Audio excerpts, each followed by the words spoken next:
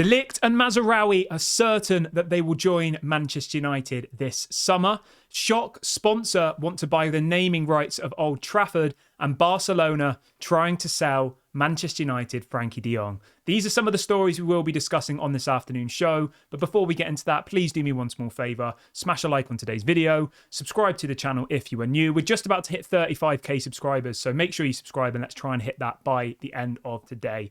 Right, I want to start the show off by asking you a question, and it's going to be this. Should Manchester United try and sign Frenkie de Jong? We'll talk about it in a little bit. I'll tell you where the news stories come from, but I want you to get in the comment section now. Should Manchester United go for Frenkie de Jong? Let me know your thoughts below.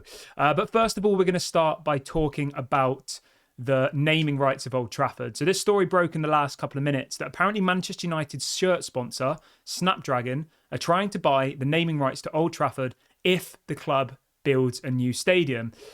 Now, this is a controversial topic in its own right. Should Manchester United be called Old Trafford, the stadium, or should we be called the Snapdragon Arena or the Emirates Arena or the Etihad, whatever it might be? Should a sponsor take over the name of Old Trafford? Now, my opinion kind of differs here. Old Trafford should always be Old Trafford, I think. And my preference is that Old Trafford should remain. It should never be knocked down. It should stay there. They should have music concerts there. They should have under-21s games, charity games, whatever it might be, museum tours. That should be there because it's a piece of history. It's a very special place and we should never destroy that. So Old Trafford should always be Old Trafford. But the new stadium, I'll be honest, I don't really care. Like, I don't have any sentimental value towards a new stadium. There isn't any memories that have been made there yet. There are people's ashes who've been scattered at Old Trafford. You know, it's such a special place for some people that to call it like, I don't know, the Tesla Arena or something would be horrible, wouldn't it? But in relation to the new stadium, I would have no problem with it whatsoever because it's not going to be Old Trafford, is it? It's going to be a new stadium. And just to give you a bit of context as well, so a really, really good kind of reference point here is the SoFi Stadium. So, you know, a couple of days ago, we played in America at, I think it was in Los Angeles, wasn't it? It was called the SoFi Stadium. Apparently, they paid $600 million to buy the naming rights for that stadium on a 20-year deal. So it gives you a bit of an idea of how much Manchester United would be demanding for the new stadium to be called the Snapdragon Arena or whatever it might be. So 600 million was what SoFi, I don't even know what SoFi is, but some sort of brand of some sort. They paid that stadium $600 million to have their name on the stadium for 20 years. Obviously, if you look at Wembley's called, I think, the EE Arena, or it's sponsored by EE. It's everywhere, the branding of it. So if we could get 600 million for calling the new stadium the Snapdragon Arena, it doesn't really bother me, to be honest. As long as they don't go messing around with Old Trafford, then I think it would be a good way to raise the funds, at least some of the funds, to go towards the new stadium. And it would mean that we'd have that money come into the club and we could just then go and spend it towards the stadium. I mean, I would be looking for more than 600 million, to be honest. Like, we're a much bigger proposal than the SoFi Stadium is in Los Angeles. You know, we're the biggest club in England, probably the first or second biggest club in the world by way of fan base. So if, you know, you had the Snapdragon branding all over the new stadium and it was called the Snapdragon Arena, to me, that's worth more than what this SoFi Stadium would be worth. So I'd be looking from anywhere from 600 million to $1 billion, to be honest. That would be kind of my benchmark. But let me know what you think. Like, do you have any sentimental value over the new stadium? Do you want it to be called Old Trafford? I don't, but let me know what you think in the comment section. Obviously, it's a very interesting topic, and the way that it's going at the moment, it looks like it will be a new stadium and the Old Trafford won't be redeveloped. It will kind of remain, but a new stadium will be built. That looks like the way that Ineos are currently planning. But let me know your thoughts on that in the comment section below.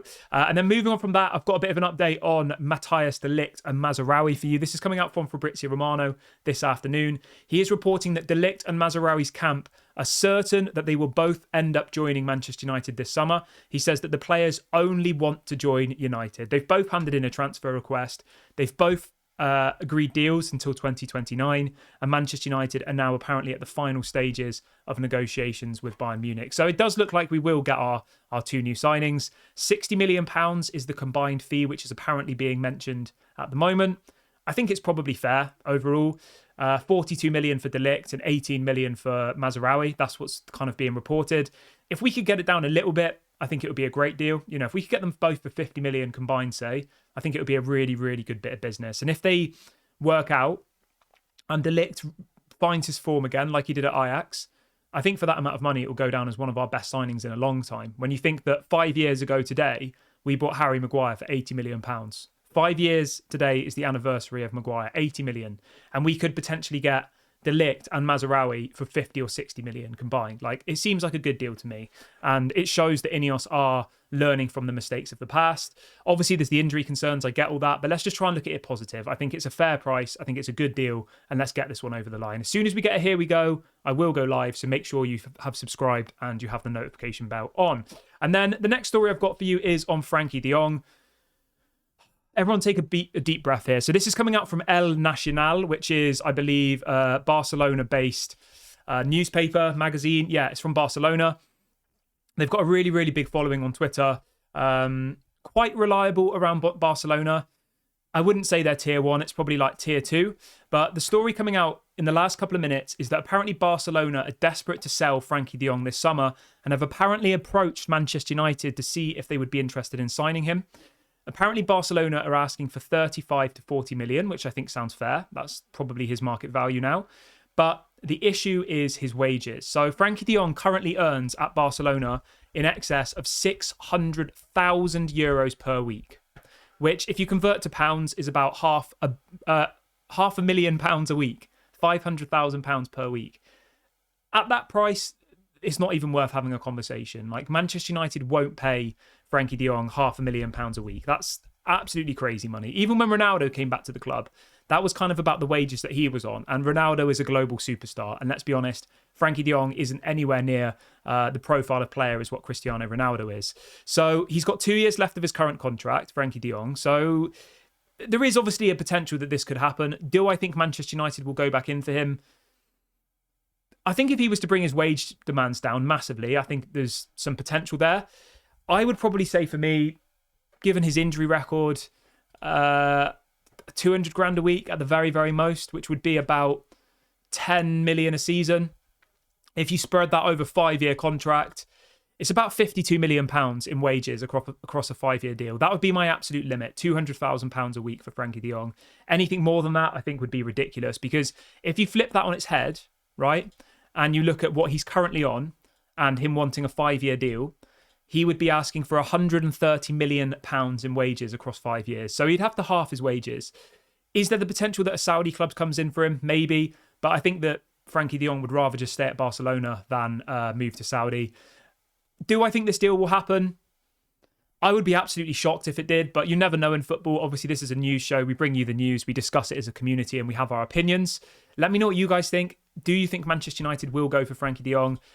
Because apparently Barcelona, as I said, are really, really pushing to sell him this summer. They effectively can't pay his wages. We know that Barcelona are in an absolute mess financially. So, yeah. Will he leave? Maybe. Do I think he'll come to Manchester United? Not at that price. The transfer fee? Fine. But the wages? Completely unrealistic. Completely unrealistic in my opinion. But let me know what you guys think about that one in the comment section below. I always like to see what you guys have to say. And then the final story I've got for you as well, just a really quick one, is apparently the Manchester United tour next season is going to be in India. First time Manchester United have ever gone to India. Obviously, we were in America last time. I think we've been to Thailand before. But yeah, apparently next season it will be in India. So that's... yeah, if there's anybody from India who's watching, that would be exciting for you guys, I'm sure, to go and watch that. And then the final little bit I've got for you is that apparently Harry Amas is going to be part of the first team next season. This is being reported by Laurie Whitwell. He says that Harry Amas is expected to stay at Manchester United next season, but apparently Toby Collier could potentially be going out on loan. How does everyone feel about that? I personally think that the best thing for Toby Collier would be a loan move. I do. I think, you know, if you could loan him out to a team in the bottom half of the Premier League, or maybe a top half table championship side, maybe like a Burnley, I think that would do him a world of good. He does look quality. He does look like he has the potential to be a Manchester United player, but I think he's maybe not quite as far along in his development as Hariyama. So yeah, I would be happy if he stayed, but I guess it depends on who we bring in. If we bring in Ugarte and Amrabat, then there's no need to keep Toby Collier. Let him go out on loan, let him learn, and then bring him back next season. But you can let me know your thoughts on all of that in the comment section below. I'm going to wrap the video up here. Thank you very much for watching the show. Please make sure to smash a like before you go. Subscribe to the channel if you're new. This has been Daily with Devil. Have an amazing day, everybody, and I'll speak to you all at 6 p.m. for a long live show. Bye for now.